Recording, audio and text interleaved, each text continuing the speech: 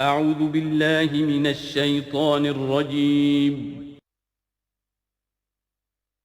بسم اللہ الرحمن الرحیم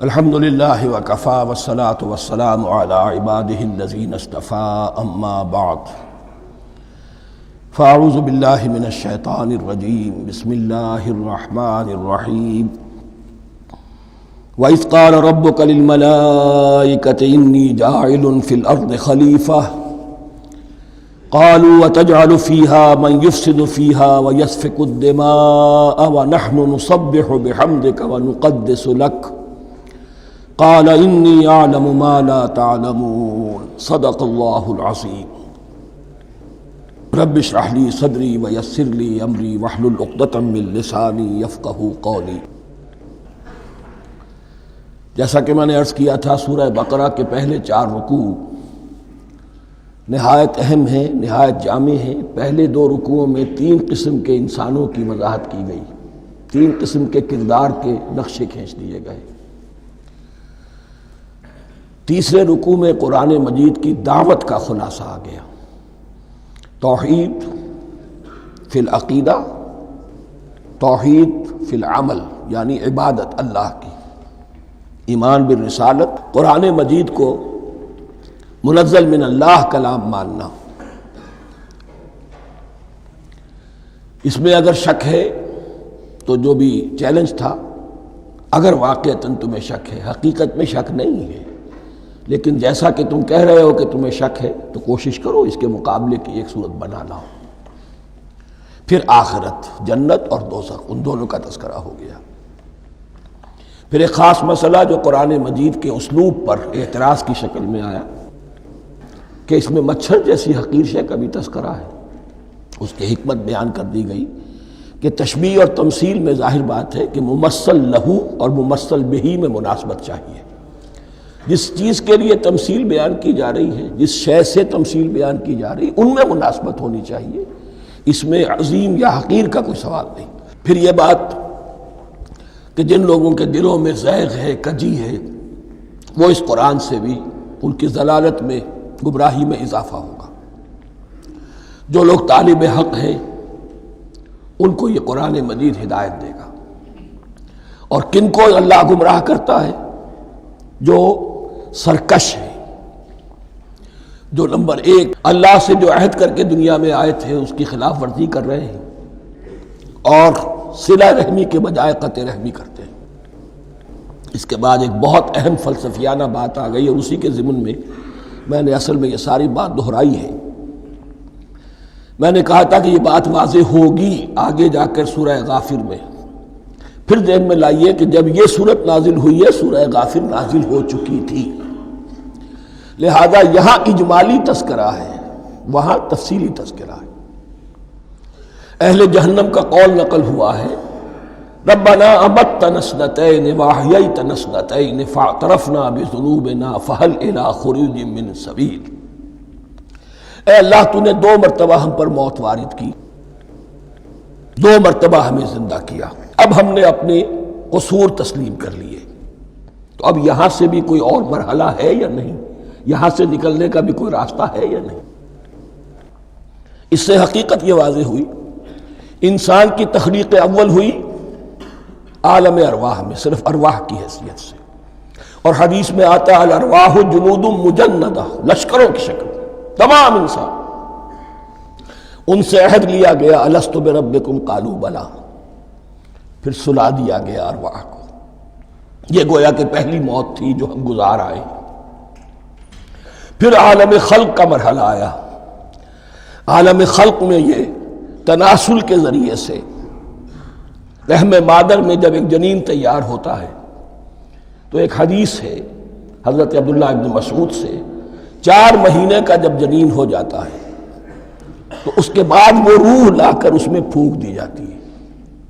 یہ گویا کہ احیاء اولا ہو گیا، پہلی مرتبہ کا زندہ کیا جانا، پہلی موت کی نیند سے جگا دیا گیا. اے تازہ واردان بساط ہوائے دل، اب ہم اس دنیا میں اس جسد کے ساتھ زندہ ہوئے، اب پھر موت آئے گی، جسد یہی چلا جائے گا جہاں سے آیا تھا، روح جہاں سے آئی تھی وہاں واپس جائے گی.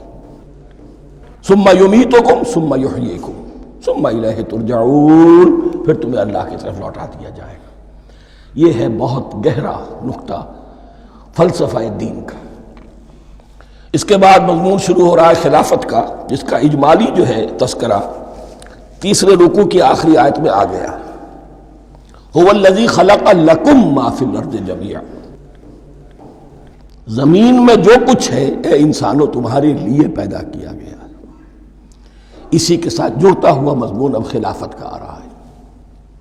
وَإِذْ قَالَ رَبُّكَ لِلْمَلَائِكَةِ إِنِّي جَاعِلٌ فِي الْأَرْضِ خَلِيفَةً، اور یاد کرو جب کہ کہا تھا تمہارے رب نے فرشتوں سے میں بنانے والا ہوں زمین میں ایک خلیفہ. اب خلیفہ کی حقیقت کو سمجھیے. خلیفہ کسے کہتے ہیں؟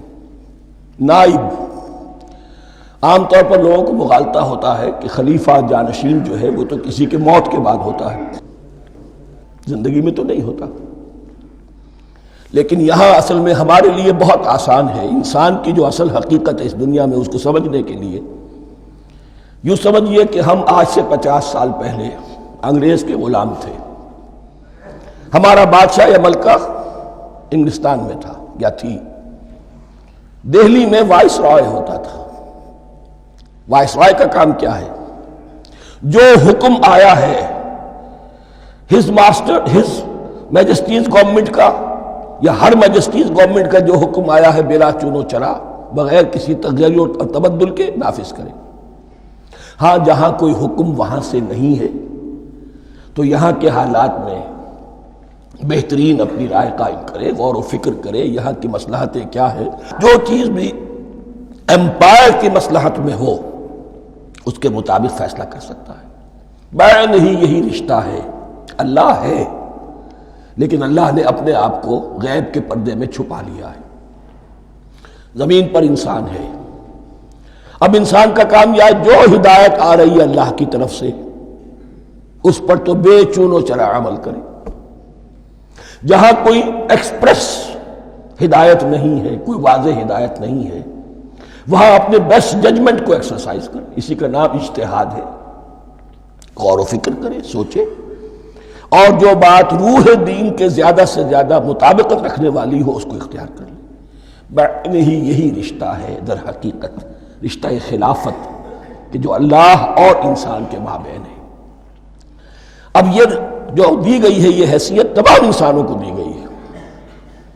پوٹینشلی ہر انسان اللہ کا خلیفہ ہے. لیکن جو اللہ کا باغی ہو جائے، جو خود حاکمیت کا مدعی ہو گیا، گویا کہ وہ باغی ہے.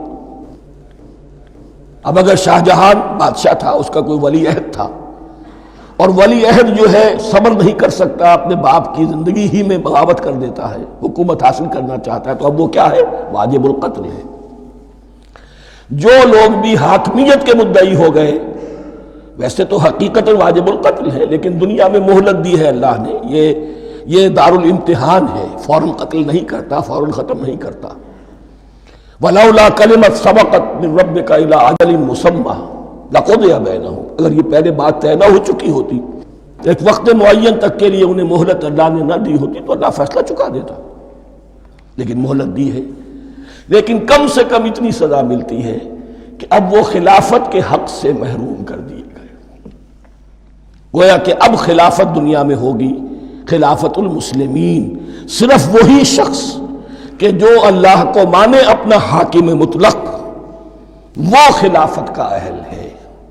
تو یہ چند باتیں خلافت کی اصل حقیقت کے ضمن میں یہیں پر سمجھ لیجیے. وَإِذْ قَالَ رَبُّكَ لِلْمَلَائِكَةِ إِنِّي جَاعِلٌ فِي الْأَرْضِ خَلِيفَةً قَالُوا أَتَجْعَلُ فِيهَا مَن يُفْسِدُ فِيهَا وَيَسْفِكُ الدِّمَاءَ وَنَحْنُ نُسَبِّحُ بِحَمْدِكَ وَنُقَدِّسُ لَكَ. اور یاد کرو جب کہ تمہارے رب نے کہا تھا فرشتوں سے کہ میں زمین میں خلیفہ بنانے والا ہوں، تو انہوں نے کہا کہ کیا تو بنائے گا اس میں جو فساد مچائے گا اس میں اور خوریزی کرے گا؟ وَنَحْنُ نُسَبِّحُ بِحَمْدِكَ وَنُقَدِّسُ لَكَ، ہم آپ کی تسبیح اور تحمید اور آپ کی تقدیس میں لگے ہوئے ہیں۔ قَالَ إِنِّي أَعْلَمُ مَا لَا تَعْلَمُونَ، فرمایا میں جانتا ہوں جو تم نہیں جانتے۔ اب یہاں سوال پیدا ہوتا ہے کہ فرشتوں کو یہ گمان کیسے ہوا، یا یہ خیال کیسے ہوا؟ دو رائے ہیں اس میں۔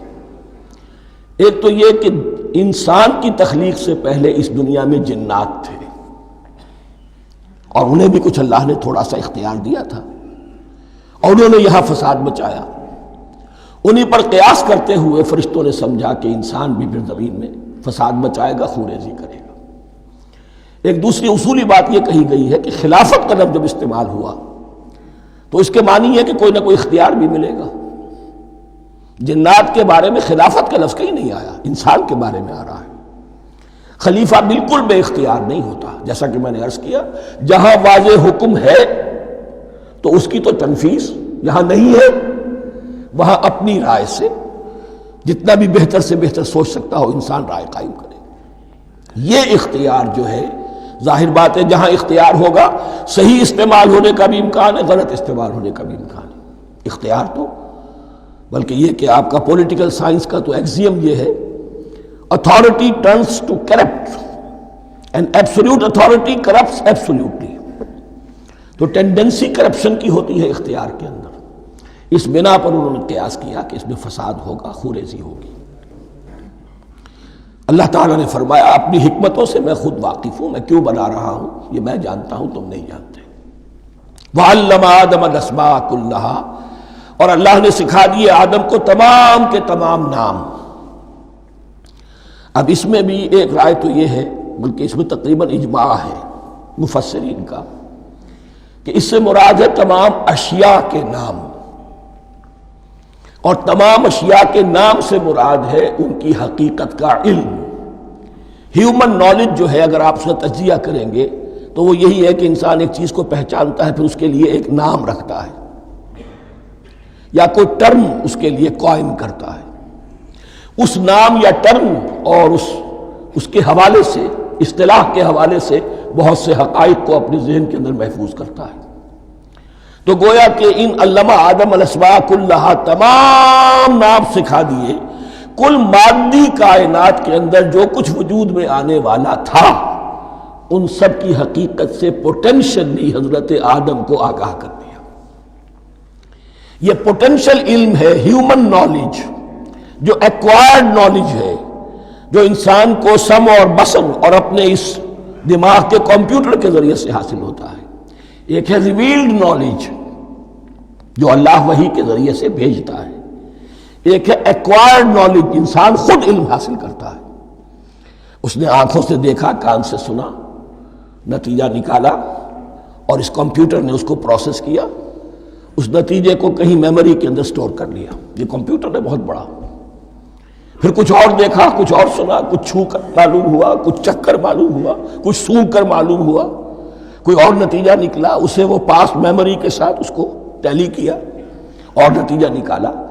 اس طرح رفتہ رفتہ ان السمع والبصر والفؤاد کل اولئک کان عنہ مسئولا، یہ ایکوائرڈ نالج تین چیزوں سے انسان کو حاصل ہو رہا ہے، سماعت، بصارت اور یہ عقل، جو فائدہ اخذ کرتی ہے، جو اس کو پروسیس کرتی ہے، اس تمام جو سینس ڈیٹا اس کو مہیا ہوتا ہے سینس آرگنز کے ذریعے سے۔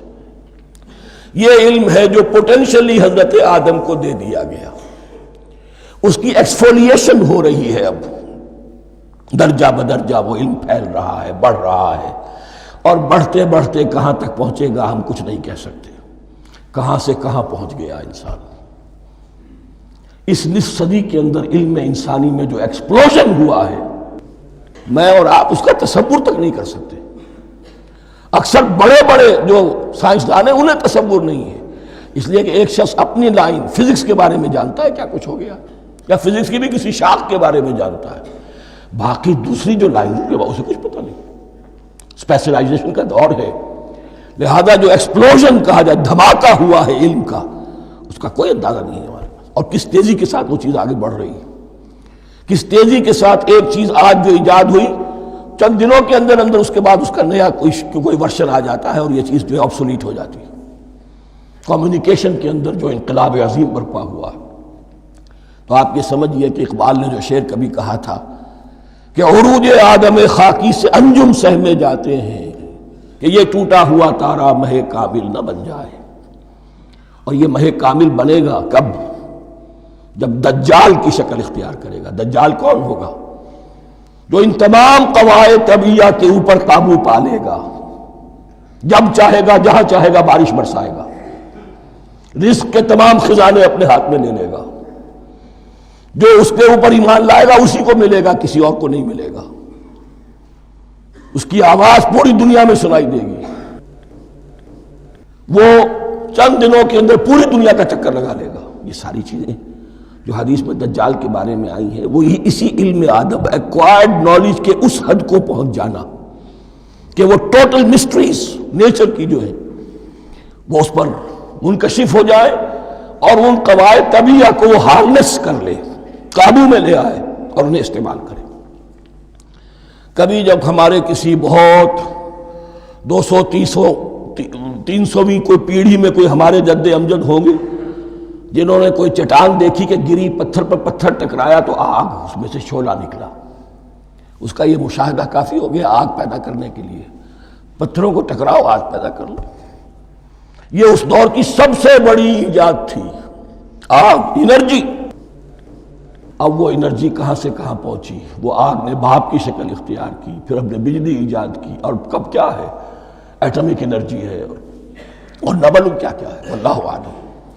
ان تمام چیزوں کا تعلق ہے خلافت ارضی کے ساتھ، لہذا فرشتوں کو جو بتایا گیا وہ یہ ہے کہ آدم کو علم بھی دیا جا رہا ہے، صرف اختیار ہی نہیں دیا جا رہا، علم دیا جا رہا ہے۔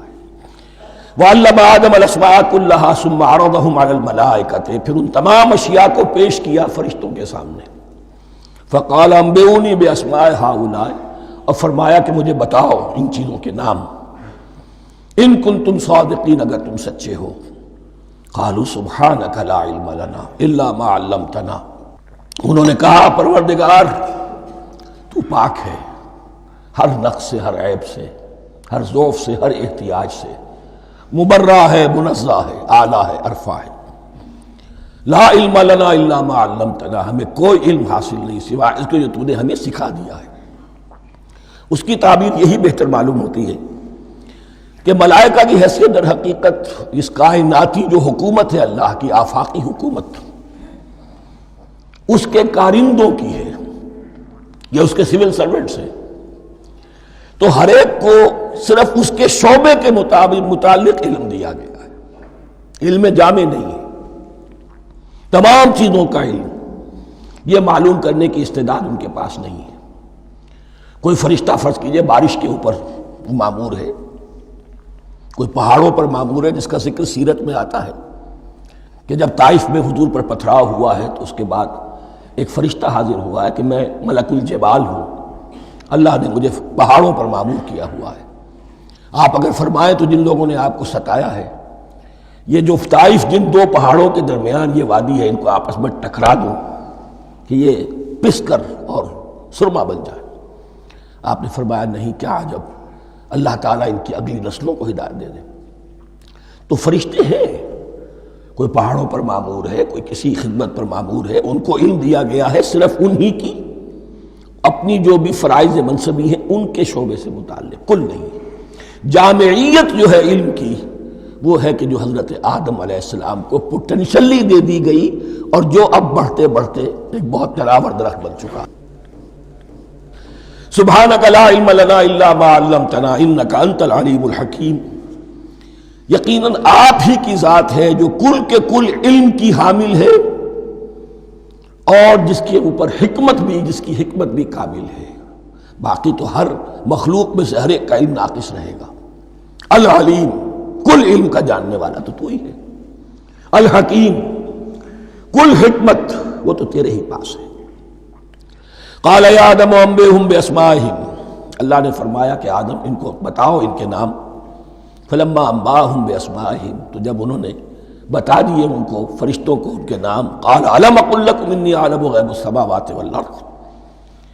تو اللہ نے فرمایا کہ میں نے کہا نہیں تھا کہ میں جانتا ہوں آسمانوں اور زمین کی تمام غائب چیزوں کو جو تمہاری نگاہوں سے بھی اوجھل ہے. غیب میں ہر شے کا جاننے والا ہوں. وَأَعْلَمُ مَا تُبْدُونَ وَمَا كُنْتُمْ تَكْتُمُونَ.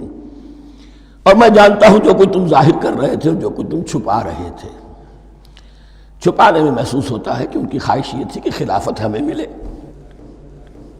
ہم خدام ادب ہیں، ہر وقت تسبیح و تحمید اور تقدیس میں مصروف ہیں، جو حکم ملتا ہے بجا لاتے ہیں. تو یہ خلافت کسی اور مخلوق کو کیوں ملے؟ یہاں صرف یہ اور بتا دوں کہ یہ چونکہ اب ایک تیسری مخلوق کا ذکر بھی بعد میں آئے گا. 3 صاحب تشخص مخلوقات ہیں اللہ کی. صاحب تشخص، صاحب شعور، جن میں میں کا شعور ہے. انا، میں. ایک ملائکہ ہیں، ان کی تخلیق نور سے ہوئی ہے. ایک انسان ہے جن کی تخلیق گارے سے ہوئی ہے. ایک جنات ہیں جن کی تخلیق آگ سے ہوئی ہے. باقی حیوانات ہیں، ان میں شعور تو ہے، خود شعور ہی نہیں ہے. Self consciousness, there is a world of difference between consciousness and self consciousness. انسان جب دیکھتا ہے تو اس کو یہ بھی معلوم ہے میں دیکھ رہا ہوں. کتا بلہ دیکھتا ہے، اسے یہ اندازہ نہیں ہوتا کہ میں دیکھ رہا ہوں. دیکھنے کا ایک نتیجہ ہے جو نکل آتا ہے، لیکن میں کا وجود نہیں ہے. یہ انا، سیلف، ایگو، یہ انسان میں ہے، جنات میں ہے، شعور میں، اور فرشتوں میں ہے. ایک نوری مخلوق، ایک ناری مخلوق، ایک زمین کے اس کرسٹ میں یہ جو مٹی اور گارے، مٹی اور پانی کا جو ملغوبہ ہے گارے کی شکل میں، اس سے بنا ہے. قال يا آدم انبئهم بأسمائهم فلما انبأهم بأسمائهم قال ألم أقل لكم إني أعلم غيب السماوات والأرض وأعلم ما تبدون وما كنتم تكتمون وإذ قلنا للملائكة اسجدوا لآدم فسجدوا إلا إبليس. اور یاد کرو جب کہ ہم نے کہا فرشتوں سے سجدہ کرو سب کے سب آدم کو، جھک جاؤ آدم کے سامنے. فسجدوا، ان سب نے سجدہ کیا. الا ابلیس، سوائے ابلیس کے. پہلی بات تو یہ سمجھیے کہ تمام ملائکہ کے سجدے کی ضرورت کیا تھی. کیا یہ صرف تعظیماً تھا؟ اور تعظیماً اگر تھا تو کیا آدم خاکی کی تعظیم تھی یا کسی اور شے کی تعظیم تھی؟ مکی صورتوں میں یہ بات 2 جگہ واضح کی گئی ہے. فَإِذَا سَوَّيْتُهُ وَنَفَخْتُ فِيهِ مِن رُوحِي فَقَعُوا لَهُ سَاجِدِينَ. جب میں اس آدم کی تخلیق مکمل کر لوں اور اس میں اپنی روح میں سے پھونک دوں، تب گر پڑنا اس کے سامنے سجدے میں. تعظیم اگر ہے تو آدم خاکی کی نہیں ہے، اس کے اندر جو ڈیوائن ایلیمنٹ ہے، جو ڈیوائن سپارک ہے، جو روح ربانی ہے، میری روح، اس کی ہے. اور نمبر 2، اس کی حکمت کیا ہے، علت کیا ہے، غرض و غایت کیا ہے؟ جیسا کہ میں نے عرض کیا، اس کائنات کی اس حکومت کے کارندے تو وہ ہیں. خلیفہ بنایا جا رہا انسان کو، جب تک یہ ساری سول سروس اس کے تابع نہ ہو خلافت کیسے کرے گا؟ دیکھیے میں جانا چاہتا ہوں، چوری کرنے کے لیے جانا چاہتا ہوں، راستے میں کتنے فیکٹرز ہوں گے، کتنے فزیکل فینومینا ہوں گے. میں چلنا چاہتا ہوں، میں زمین کو دھکیلتا ہوں، زمین مجھے دھکیلتی ہے. زمین مجھے نہ دھکیلے تو میں کیسے چلوں گا؟ یہ پوری کائنات جو ہے، یہ جب ہم کوئی ارادہ کرتے ہیں اور کوئی فعل کرتے ہیں تو اس فعل کے پورے ہونے میں، اس کے ظہور میں نہ معلوم کون کون سے ایلیمنٹس ہیں، کون کون سی فورسز آف دی نیچر ہیں جو ہمارے ساتھ موافقت کرتی ہے تو ہم وہ کام کر سکتے ہیں. اور ان سب پر فرشتے مامور ہیں، ہر ایک کی اپنی ڈومین ہے. اگر وہ تابع نہ ہوں تو خلافت کی کوئی معنی نہیں. خلافت دی گئی ہے، یہ ادھر جانا چاہتا ہے جانے دو، یہ نماز کے لیے مسجد میں جانا چاہتا ہے جانے دو، یہ چوری کے لیے نکلا ہے نکلنے دو. اس لیے کہ اس کو جو اختیار دیا گیا ہے، اس کے اختیار کے استعمال میں یہ تمام جو قوتیں ہیں وہ اس کے ساتھ موافقت کرتی ہیں، تب اس کا کوئی ارادہ وہ اچھا ہو یا برا وہ پایہ تکمیل کو پہنچ سکتا ہے۔ یہ گویا کہ سبارڈینیشن اس کے لیے سمبل کہ تمام فرشتوں کو جھکا دیا گیا۔ البتہ اس آیت میں ایک مغالطہ پیدا ہوتا ہے، الا ابلیس، سوائے ابلیس کے۔ مغالطہ یہ پیدا ہوتا ہے کہ شاید وہ بھی فرشتہ تھا، اس لیے کہ حکم تو فرشتوں کو دیا گیا تھا۔ پھر نوٹ کیجئے اس سے پہلے، بہت پہلے سورہ کہف نازل ہو چکی ہے، اور سورہ کہف میں فرما دیا گیا ہے کان من الجن ففسق عن امر ربی، وہ جن تھا پس اس نے سرکشی کی اپنے رب کے حکم سے۔ فرشتے کی شان یہ نہیں ہے، وہ اللہ کے کسی حکم کی سرتابی نہیں کرتا۔ لا یعصون اللہ ما امرہم ویفعلون ما یؤمرون، وہ اللہ کے کسی حکم کی نافرمانی نہیں کرتے اور جو حکم ملتا ہے بجا لاتے ہیں۔ یہ جنات کے اندر اختیار تھا، جیسے اختیار انسانوں کو دیا گیا ہے۔ جنات میں نیک بھی ہیں، بد بھی ہیں، اعلیٰ بھی ہیں، ادنا بھی ہیں، جیسے انسانوں میں۔ لیکن یہ عزازیل جو جن تھا، علم اور عبادت دونوں کے اعتبار سے بہت بلند ہو گیا تھا، اور یہ فرشتوں کا یوں سمجھیے کہ ہم نشین، فرشتوں کے ساتھ اس طور سے شامل، جیسے بہت سے انسان بھی اگر اپنی بندگی میں، زہد میں، عبادت میں، نیکی میں ترقی کریں تو ان کا ملائے اعلیٰ کے ساتھ، عالم ارواح کے ساتھ، عالم ملائکہ کے ساتھ ایک رابطہ قائم ہوتا ہے۔ اسی طریقے سے وہ جو عزازیل تھا، جن ہونے کے باوجود اپنی نیکی، عبادت، پارسائی اور اپنے علم میں فرشتوں سے بہت آگے تھا، اس لیے معلم الملکوت کی شکل اختیار کر چکا تھا۔ اس کو اپنی زون تھا، یہ بات جیسا کہ میں نے عرض کیا 7 مرتبہ قرآن میں یہ بات آئی ہے، قصہ ابلیس و آدم، کہ فرشتوں کو حکم ہوا کہ سجدہ کرو، سب جھک گئے، ابلیس نے سجدے سے انکار کر دی 7 مرتبہ۔ یہ 7ویں مرتبہ ہے جو ہم پڑھ رہے ہیں، مصحف میں پہلی مرتبہ آ رہا ہے، ترتیب نزول میں 7ویں مرتبہ آ رہا ہے۔ یہ آدم و ابلیس کا قصہ اس سے آگے سورہ اعراف میں آئے گا، پھر سورہ ہجر میں آئے گا، سورہ بنی اسرائیل میں آئے گا، سورہ کہف میں آئے گا، سورہ طٰہٰ میں آئے گا، سورہ صاد میں آئے گا، 6 مرتبہ مکی قرآن میں، 1 مرتبہ یہاں۔ تو یہاں اشارہ نہیں کیا، اس لیے مغالطہ ہو سکتا ہے، لیکن یہ کہ سورہ کہف میں آپ کو بتا چکا ہوں کان من الجن ففسق عن امر ربی، اس نے اپنے رب کے حکم سے سرتابی۔ ابلیس اس کا صفاتی نام ہے اب، اس لیے کہ اب لسیبلسو کے معنی ہوتے ہیں مایوس ہو جانا۔ یہ اللہ کی رحمت سے بالکل مایوس ہے، اور مایوس جو ہو جائے وہ شیطان ہو جاتا ہے۔ اب میرا تو چھٹکارا نہیں ہے، جتنوں کو برباد کر سکوں کروں، میری تو عاقبت خراب ہو چکی ہے، جتنوں کو اپنے ساتھ، ہم تو ڈوبے ہیں سنم، تم کو بھی لے ڈوبیں گے۔ اب وہ شیطان اس معنی میں کہ انسان کی عداوت اس کی گھٹی میں پڑ گئی، اس نے اللہ سے پھر اجازت بھی لی کہ مجھے مہلت دے دے، یوم یبعثون، قیامت تک کے دن کے لیے، تو میں ثابت کر دوں گا کہ یہ آدم اس رتبے کا حقدار نہ تھا، مستحق نہ تھا جو اسے دیا گیا۔ انا خیر منہ، میں اس سے بہتر ہوں۔ خلقتنی من نار وخلقتہ من طین، تو نے مجھے آگ سے بنایا، اسے گارے سے بنایا۔ لیکن یہ تکبر ہے در حقیقت کہ جس نے اسے راندہ درگاہ حق کر دیا۔ وَإِذْ قُلْنَا لِلْمَلَائِكَةِ اسْجُدُوا لِآدَمَ فَسَجَدُوا إِلَّا إِبْلِيسَ أَبَىٰ وَاسْتَكْبَرَ، ابا اس نے انکار کیا، واستکبر اور تکبر کیا، استکبار کیا، وَكَانَ مِنَ الْكَافِرِينَ۔ کانا عربی زبان میں 2 طرح کا ہوتا ہے، تامہ، ناقصہ۔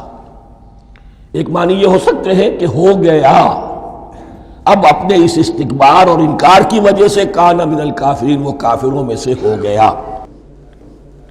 ایک کانا تامہ ہوتا تھا ہی کافروں میں سے، یعنی اس کے اندر سرکشی چھپی ہوئی تھی، اب ظاہر ہو گئی۔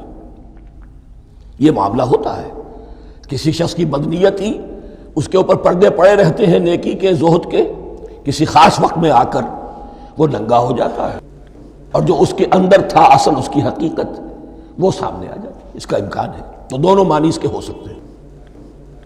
وَقُلْنَا يَا آدَمُ اسْكُنْ أَنْتَ وَزَوْجُكَ الْجَنَّةَ، اور ہم نے کہا کہ اے آدم رہو تم اور تمہاری بیوی جنت میں۔ اب یہ جنت کون سی ہے؟ اکثر حضرات کے نام کر کے نزدیک یہ جنت کہیں آسمان ہی میں تھی، آسمان ہی میں حضرت آدم کی تخلیق ہوئی۔ البتہ یہ سب مانتے ہیں کہ ایک وہ جنت الفردوس جو ہے جس میں جانے کے بعد پھر واپس نکلنے کا کوئی امکان نہیں، یہ وہ جنت نہیں ہے جس میں کہ آخرت میں لوگوں کو جا کر داخل ہونا ہے، اس میں داخل ہونے والے کے نکلنے کا کوئی امکان نہیں۔ ایک رائے یہ بھی ہے، میرا رجحان اس رائے کی طرف ہے، تخلیق آدم اسی زمین پر ہوئی ہے۔ وہ جن مراحل سے گزری ہے تخلیق وہ ایک علیحدہ مسئلہ ہے۔ بایولوجی اور وحی دونوں اس پر متفق ہیں کہ مٹی سے، کرسٹ آف دی ارتھ سے انسان بنا ہے، اس پر اتفاق ہے، قرآن کا بھی اور بایولوجی کا بھی، جدید علم الحیوانات کا بھی، علم الحیات کا۔ سٹیجز کیا ہیں اس میں اختلاف ہو سکتا ہے، اس کو چھوڑ دیجئے، وہ اس وقت کا بحث نہیں۔ یہی کسی اونچے مقام پر کوئی سرسبز و شاداب علاقہ تھا جہاں حضرت آدم کو رکھا گیا، جہاں ہر طرح کے میوے تھے، ہر شے، لا تظمأ فیہا ولا تضحیٰ، نہ اس میں بھوک لگے گی نہ دھوپ تمہیں ستائے گی، ہر طرح کی چیز تمہیں فراہم ہے۔ وہاں رکھے گئے ہیں صرف ایک ڈیمانسٹریشن کے لیے کہ انہیں نظر آ جائے کہ شیطان میرا دشمن ہے، وہ مجھے ورغلائے گا، طرح طرح سے میرے اندر وسوسہ اندازی کرے گا، میرے اور میری اولاد کے، صرف ایک ڈیمانسٹریشن۔ اس کی مثال یوں سمجھیے کہ سلیکشن تو ہو گیا، سی ایس پی گریڈ میں کوئی شخص آ گیا ہے، لیکن اب وہ سول سروس اکیڈمی میں رکھا جا رہا ہے۔ تو یہ کوئی اکیڈمی ہو سکتا ہے اسی زمین پر ہو، صرف بتانا یہ تھا کہ تمہیں معلوم ہو جائے کہ یہ شیطان تمہارا دشمن ہے۔ اس لیے کہ اس میں جو ایک لفظ حبوط کا آ رہا ہے، وہ حبوط صرف ایک ہی معنی میں نہیں ہوتا، دوسری معنی میں بھی ہے۔ واللہ عالم، یہ چیزیں پھر متشابہات میں رہیں گی، اس لیے ان کے بارے میں کوئی ایک رائے دوسری رائے، اس کے لیے ذہن سے، عقل سے بات کر کے ایک یا دوسری رائے اختیار کر سکتے ہیں۔ وَقُلْنَا يَا آدَمُ اسْكُنْ أَنْتَ وَزَوْجُكَ الْجَنَّةَ، اور ہم نے کہا کہ رہو اے آدم تم بھی اور تمہاری بیوی بھی باغ میں، اس باغ میں، الجنہ اس باغ میں، گویا کہ اشارہ کیا جا رہا ہے۔ وَكُلَا مِنْهَا رَغَدًا حَيْثُ شِئْتُمْ، اور کھاؤ اس میں سے با فراغت جہاں سے چاہو، ہر طرح کا پھل ہے کھاؤ۔ وَلَا تَقْرَبَا هَٰذِهِ الشَّجَرَةَ، یہاں پہ اس درخت کا نام نہیں دیا گیا، اشارہ اس درخت کے قریب مت جانا۔ فَتَكُونَا مِنَ الظَّالِمِينَ، تو تم ظالموں میں سے ہو جاؤ گے، تم حد سے گزرنے والوں میں سے ہو جاؤ گے۔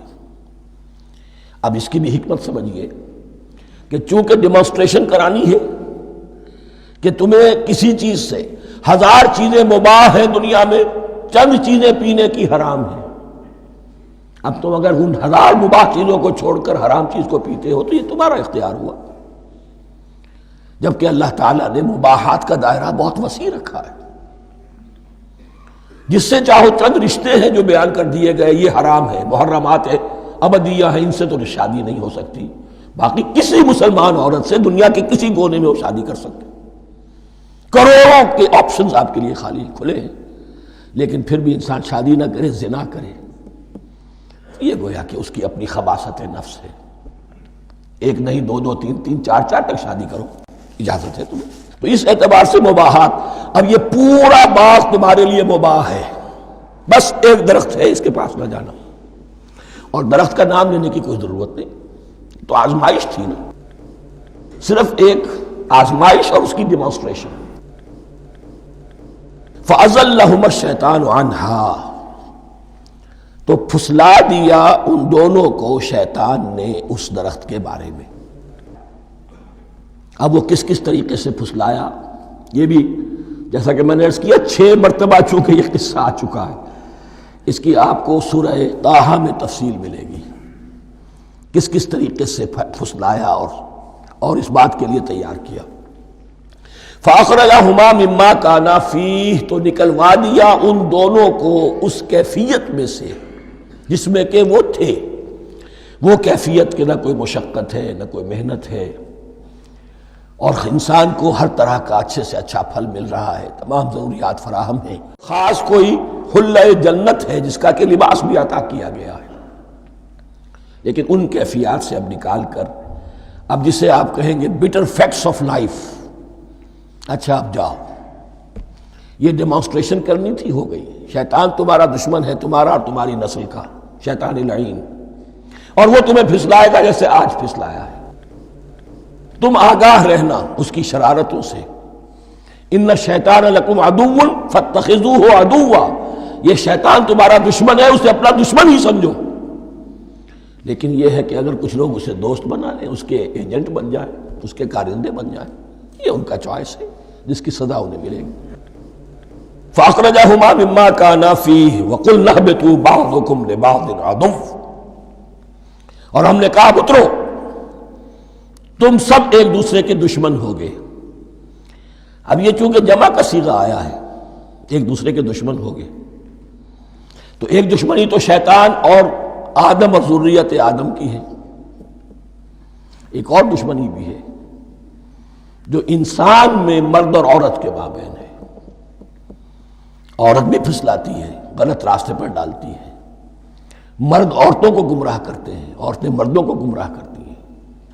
قرآن مجید میں کہا گیا یا ایھا الذین آمنوا ان من ازواجکم واولادکم عدوا لکم فاحذروہم، اہل ایمان چوکنے رہو، چوکس رہو، تمہاری بیویوں اور اولاد میں سے تمہارے دشمن ہیں، بچ کر رہو، کیپ الرٹ،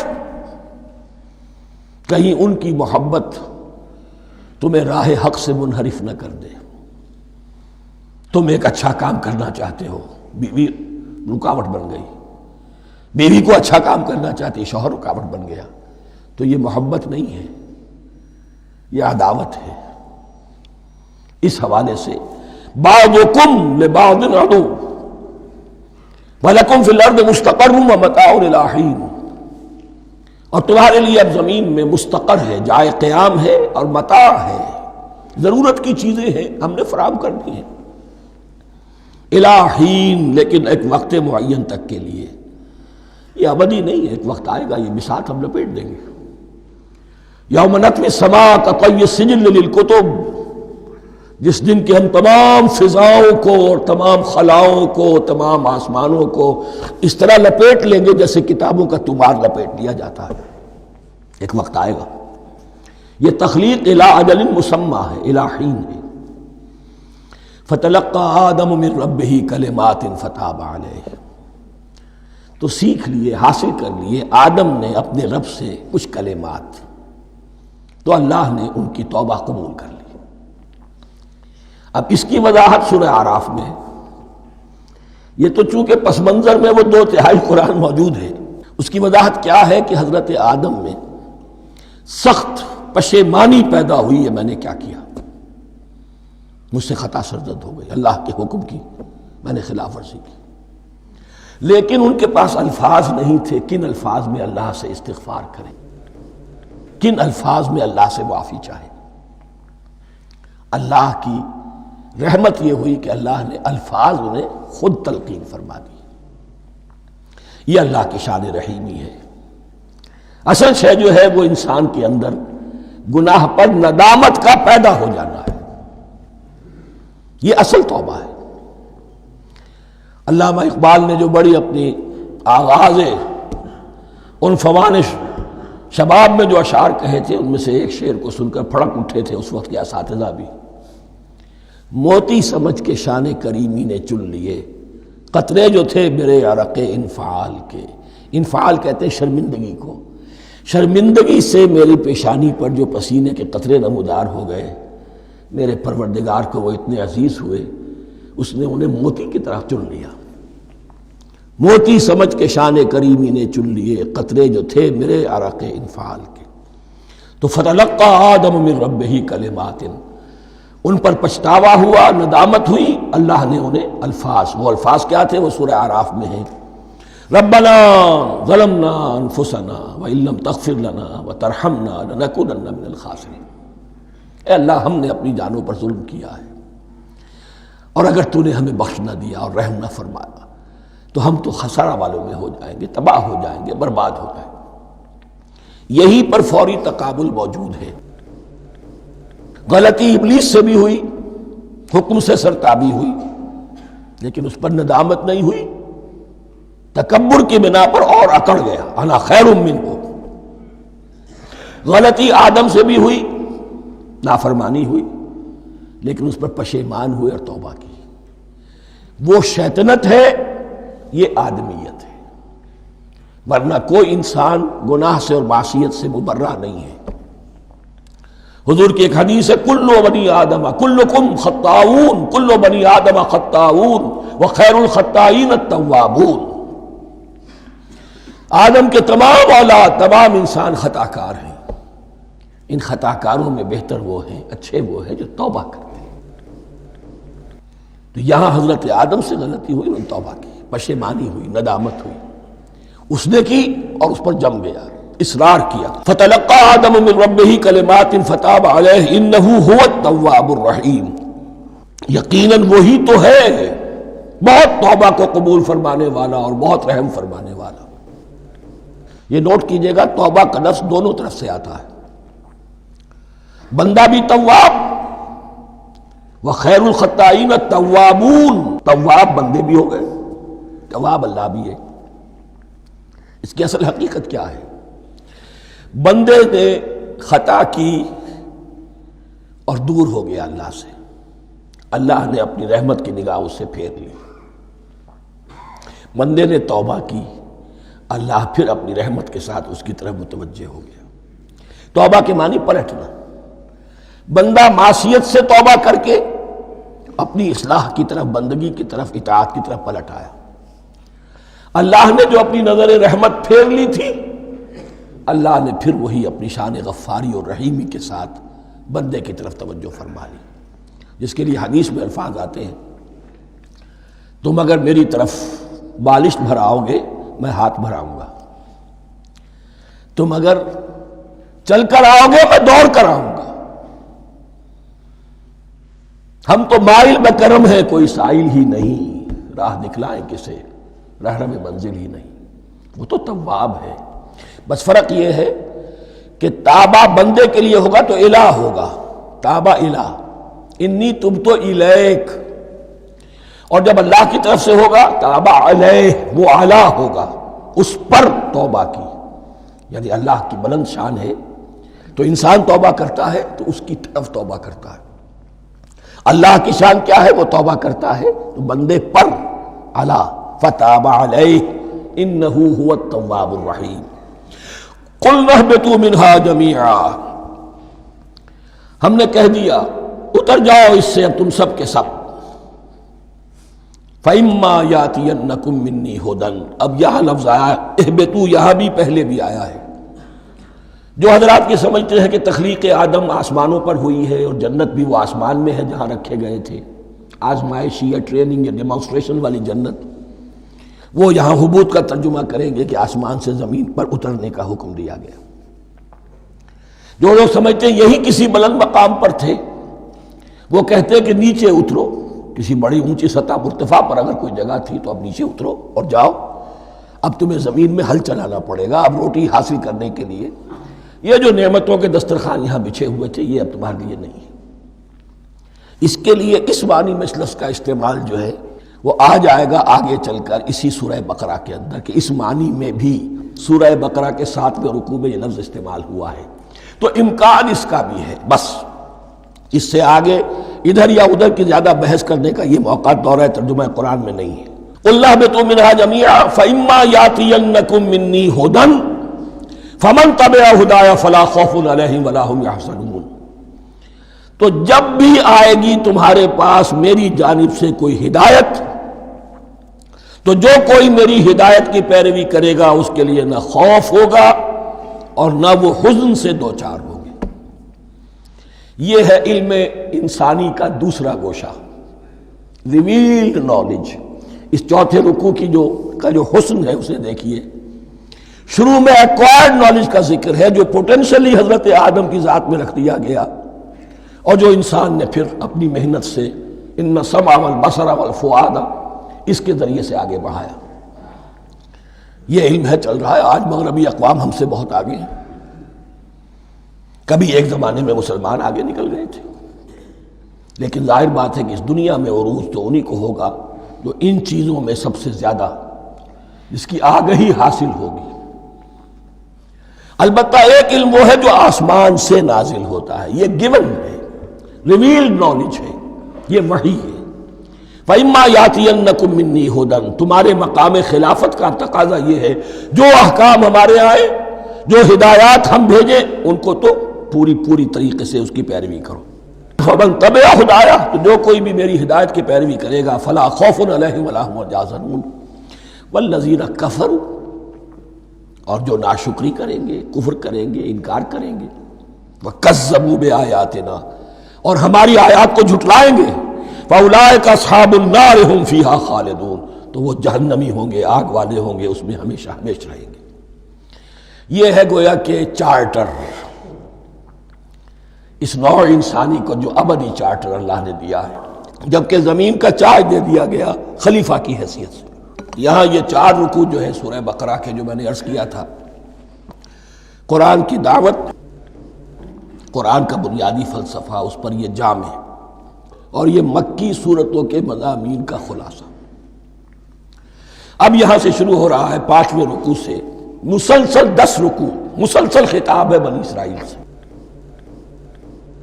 البتہ ان میں ایک تقسیم ہے، پہلے رکوع میں دعوت ہے۔ دعوت جب ہوتی ہے تو آمادہ کرنا، تشویق، ترغیب، دل جوئی، نرمی، یہ دعوت کے اجزاء لا ينفک ہیں، اس کے بغیر دعوت مؤثر نہیں ہوتی۔ لہذا ان 7 آیات میں یہ یوں سمجھیے کہ ان 10 رکوعوں کے لیے یہ بمنزلہ فاتحہ ہے، جیسے سورہ فاتحہ 7 آیتوں کی، ایسے ہی اس دعوت سابقہ امت مسلمہ کو دعوت دی جا رہی ہے۔ تو کس طرح دی جا رہی ہے؟ یہ کون تھے؟ یہ بھی مسلمان ہی تو تھے نا، کافر تو ہو گئے حضور کا انکار کر کے، ورنہ وہ موسیٰ کے ماننے والے، شریعت ان کے پاس، بڑے بڑے علماء ان میں، علم کا چرچا ان میں، سب کچھ تھا، ان کو دعوت دی جا رہی ہے۔ لیکن میں اس لیے آپ کو چاہتا ہوں، اس کو توجہ دلا رہا ہوں، آج اگر مسلمانوں میں جو غافل ہو گئے، اپنی حقیقت کو بھول گئے، اپنے فرض منصبی سے غافل ہو گئے، دنیا کے اور قوموں کی طرح کی ایک قوم بن کر رہ گئے، اگر کوئی ایک داعی گروہ کھڑا ہو، کوئی جماعت، کوئی فرد، اور اس سے جماعت بنے، تو ظاہر بات ہے سب سے پہلے اسے اسی امت کو دعوت دینی ہوگی، اس لیے کہ دنیا تو اسلام کو پہچانے گی اس امت کے حوالے سے۔ فزیشین ہیل تھائی سیلف، پہلے یہ تو ٹھیک ہو، یہ کہیں پر صحیح اسلام کا نمونہ پیش کرے تو دنیا کو دعوت دے سکو گے، آؤ دیکھو یہ ہے اسلام۔ اس لیے ان کو جو دعوت دینے کا اسلوب ہونا چاہیے وہ عکس ہوگا اس اسلوب کا جو ان 7 آیات میں ہمارے سامنے آ رہا ہے۔ یا بنی اسرائیل اذکروا نعمتی التی انعمت علیکم، اے بنی اسرائیل، اسرائیل کو سمجھ لیجئے یہ مرکب لفظ ہے، اسر اسی سے اسیر بنا ہے، اسیر جو کسی کا قیدی ہوتا ہے، ایل عبرانی میں اللہ کے لیے ہے، اور اسرائیل کا ترجمہ ہے عبداللہ، اللہ کا غلام، اللہ کے ساتھ بندھا ہوا، اس کی اطاعت کے قلاتے کے اندر۔ تو یہ اسرائیل، یہ لقب ہے حضرت یعقوب علیہ السلام کا۔ ان کے 12 بیٹے تھے، 12 بیٹوں سے جو نسل چلی وہ بنی اسرائیل ہے، انہی میں حضرت موسیٰ کی بعثت ہوئی اور تورات انہیں دی گئی، پھر یہ ایک بہت بڑی امت بنے۔ ان پر 4 ادوار آ چکے تھے قرآن مجید کے نزول کے وقت، 2 مرتبہ اللہ کی رحمت کی بارشیں ہوئیں، انہیں عروج نصیب ہوا، 2 مرتبہ ان کو دنیا پرستی، شہوت پرستی، اللہ کے احکام کو پس و پیش ڈال دینے کی سزا میں عذاب کے کوڑے ان پر برسے۔ اس کا ذکر آئے گا سورہ بنی اسرائیل کے پہلے رکوع میں۔ اس وقت جب کہ قرآن نازل ہو رہا ہے، اس وقت وہ اپنے اس زوال کے دور میں تھے۔ حال یہ تھا کہ حضور صلی اللہ علیہ وسلم کی بعثت سے پہلے ہی 2nd ٹیمپل بھی شہید کیا جا چکا تھا، گرایا جا چکا تھا۔ حضرت سلیمان نے جو بنایا تھا ہیکل سلیمانی، جس کو یہ 1st ٹیمپل کہتے ہیں، اسے نیبوکدنیزر نے گرا دیا تھا حضرت مسیح سے بھی کئی سو سال پہلے۔ لیکن اس کے بعد پھر یہ رومنز نے سن 70 عیسوی میں حضور کی ولادت سے 500 برس پہلے ان کا یہ یروشلم تباہ و برباد ہوا، اس میں لوگوں کو قتل کیا گیا، قتل عام ہوا، اور سیکنڈ ٹیمپل جو ہے وہ بھی گرا دیا گیا، جو اب تک گرا پڑا ہوا ہے۔ صرف ایک ویلنگ وال ہے جس کے پاس جا کر یہودی جو ہے ماتم کر لیتے ہیں، روتے ہیں، اور اب وہ بنانے پر تلے ہوئے ہیں اپنا تھرڈ ٹیمپل، اس کے نقشے بن چکے ہیں، بلو پرنٹ بن چکے ہیں۔ لیکن بہرحال جس وقت قرآن نازل ہو رہا تھا یہ بہت ہی پستی میں تھے۔ اس کے بارے میں فرمایا، اے بنی اسرائیل ذرا یاد کرو میرے اس انعام کو جو تم پر ہوا۔ وہ انعام کیا ہے؟ میں نے تمہیں اپنی کتاب دی، نبوت سے سرفراز فرمایا، اپنی شریعت تمہیں عطا فرمائی، تمہیں داؤد، تمہارے اندر داؤد اور سلیمان جیسے بادشاہ اٹھائے جو بادشاہ بھی تھے، نبی بھی تھے۔ وَأَوْفُوا بِعَهْدِي، اور میرے وعدے کو پورا کرو تاکہ میں بھی اپنے وعدے کو پورا کروں۔ یہ وعدہ ہے جو کتاب استثناء جو ہے اولڈ ٹیسٹمنٹ کی، ڈیوٹرانومی، اس کے 18ویں باب کی آیت نمبر 18 اور 19 میں ہے۔ حضرت موسیٰ سے خطاب کر کے اس میں اللہ نے یہ الفاظ فرمائے، میں ان کے بھائیوں میں سے تیرے مانند ایک نبی برپا کروں گا اور اس کے منہ میں اپنا کلام ڈالوں گا، اور وہ وہی کچھ بتائے گا جو میں اس سے کہوں گا۔ یہ گویا کہ حضرت موسیٰ علیہ السلام کی امت کو بتایا جا رہا تھا کہ نبی آخر الزماں آئیں گے اور تمہیں انہیں قبول کرنا ہے۔ قرآن مجید میں اس کا بڑا تفصیلی ذکر سورہ اعراف میں آئے گا انشاءاللہ، لیکن یہاں فرمایا اوفوا بعہدی اوف بعہدکم، تم میرا عہد پیرا پورا کرو، میرے اس نبی کو تسلیم کرو، اس پر ایمان لاؤ، اس پر کی صدا پر لبیک کہو، تو میں تمہیں میرے انعام و اکرام اور بڑھتے چلے جائیں گے۔ وَإِيَّايَ فَارْهَبُونَ، اور صرف مجھ سے ڈرو۔ وَآمِنُوا بِمَا أَنزَلْتُ مُصَدِّقًا لِمَا مَعَكُمْ، اور ایمان لاؤ اس پر جو میں نے نازل کیا ہے، جو تمہارے پاس جو تورات ہے اس کی تصدیق کرتے ہوئے آیا ہے۔ اس کے دو معنی ہے، ایک تو قرآن تصدیق کرتا ہے تورات کی اور انجیل کی، فیہا ھدی ونور، فیہ ھدی ونور، اور دوسرے یہ کہ قرآن اور محمد صلی اللہ علیہ وسلم ان پیشین گوئیوں کے مصداق بن کر آئے ہیں جو تورات میں تھی، ورنہ وہ پیشین گوئیاں جھوٹی ثابت ہوتی۔ ان کے مصداق کون ہے؟ قرآن اور محمد صلی اللہ علیہ وسلم، یہ دونوں معنی اس کے ہیں۔ وَآمِنُوا بِمَا أَنزَلْتُ مُصَدِّقًا لِمَا مَعَكُمْ وَلَا تَكُونُوا أَوَّلَ كَافِرٍ بِهِ، اور دیکھو تم ہی سب سے پہلے ان کا کفر کرنے والے نہ بن جاؤ۔ تمہیں تو سب کچھ معلوم تھا، تم تو منتظر تھے، تم تو آخری نبی کے انتظار میں تھے اور ان کے حوالے سے دعائیں کیا کرتے تھے کہ اللہ اس نبی آخر الزمان کے واسطے سے ہماری مدد فرما اور کافروں کے مقابلے میں ہمیں فتح عطا فرما۔ یہ آئے گا آگے چل کر اسی سورہ بقرہ کے اندر۔ لیکن اب تم ہی سب سے بڑھ کر کافر ہو گئے، تم ہی سب سے بڑھ کر دشمن ہو گئے۔ وَلَا تَكُونُوا أَوَّلَ كَافِرٍ بِهِ وَلَا تَشْتَرُوا بِآيَاتِي ثَمَنًا قَلِيلًا، اور دیکھو میری ان آیات کے عوض حقیر سی قیمت قبول نہ کرو۔ یہ آیات الہیہ ہیں، ان کو رد کر رہے ہو، کس لیے؟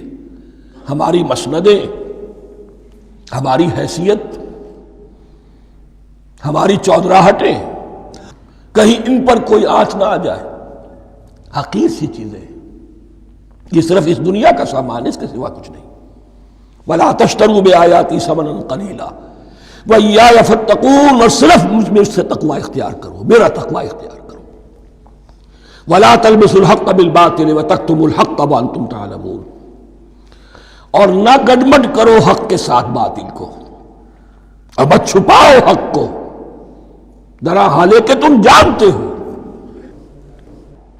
یہ بات اچھی طرح نوٹ کرنی ہے، جانتے بوجھتے کرنا، ایک ہے مغالطے میں کرنا، وہ ضلالت ہے، گمراہی ہے۔ ایک جان بوجھ کر کرنا، حق کو پہچان کر اسے رد کرنا، یہ پھر اللہ تعالیٰ کے غضب کو دعوت دینا ہے، ریت آف اللہ، اس کے غضب کو دعوت دینا ہے کہ حق کو پہچان کر اس کی نفی کی جائے۔ وَأَنْتُمْ تَعْلَمُونَ، علماء یہود قرآن مجید میں آگے چل کر آئے گا، ایسے پہچانتے تھے محمد کو اور قرآن کو جیسے اپنے بیٹوں کو، یعرفونہ کما یعرفون ابناہم، ایسے پہچانتے جیسے اپنے بیٹوں۔ وَأَقِیمُوا الصَّلَاةَ وَآتُوا الزَّکَاةَ، دیکھو نماز قائم کرو، زکوٰۃ ادا کرو، وَارْکَعُوا مَعَ الرَّاکِعِینَ، اور جھکنے والوں کے ساتھ جھکو۔ یہ اول تو رکوع کو انہوں نے اپنے ہاں سے خارج کر دیا تھا، ثانیاً باجماعت نماز ان کے ہاں ختم ہو گئی تھی۔ وَارْکَعُوا مَعَ الرَّاکِعِینَ، جماعت باجماعت نماز کی طرف اشارہ ہے۔ أَتَأْمُرُونَ النَّاسَ بِالْبِرِّ وَتَنْسَوْنَ أَنفُسَكُمْ، کیا تم لوگوں کو نیکی کا حکم دیتے ہو، تقویٰ کی، پارسائی کی تعلیم دیتے ہو؟ میں کہہ رہا ہوں نا کہ اصل میں مخاطب کون ہے؟ علماء یہود۔ اس آیت سے ثابت ہو گیا عالم ہمارا بھی جب بھی کھڑا ہوگا اونچے سے اونچا آواز کہے گا، اعلیٰ سے اعلیٰ بات کہے گا۔